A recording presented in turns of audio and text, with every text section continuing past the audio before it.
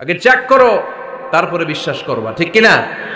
তাহলে এখন থেকে একটা কিছু শুনলে বিশ্বাস করবেন।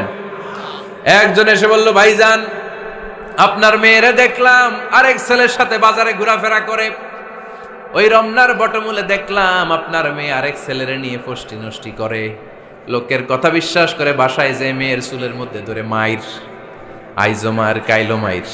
এরকম হইতে পারে না?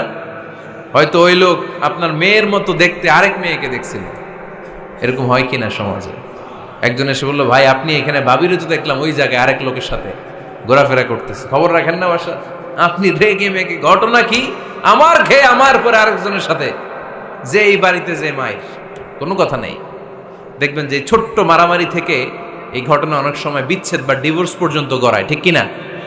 ওই যে শোনা কথায় কান দিচ্ছেন, ফাতাবাইয়ুন, আপনি চেক করেন নাই।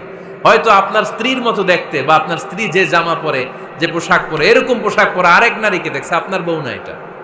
আপনার মেয়ের ব্যাপারে যে তথ্য দিয়েছে এটা সঠিক নয়, সে আপনার মেয়ের মতো আরেকটা মেয়েকে দেখেছে, এসে আপনার কাছে বলে দিছে, আপনিও বিশ্বাস করছেন। ভেজাল আছে না নাই? এই ভেজালগুলোকে থামানোর জন্য কোরআনে এই বিধানগুলো নাজিল করেছে কে?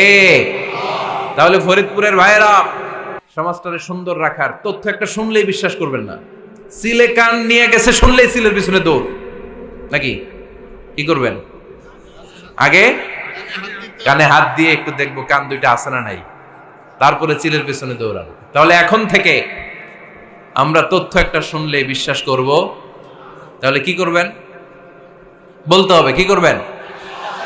যাচাই বাছাই, জাস্টিফিকেশন অফ দ্য নিউজ। কোন নিউজ জাস্টিফিকেশন ছাড়া আমরা প্রচার করব, বিশ্বাস করব, শেয়ার করব না।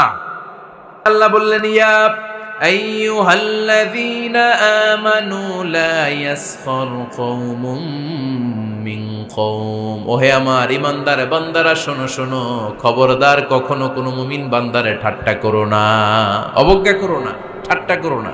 তার মনে কষ্ট হয় এমন কোনো কথা তারে বলো না। নেভার স্কপ অফ এনিবডি, কাউকে নিয়ে ঠাট্টা করবেন না। তার দেহ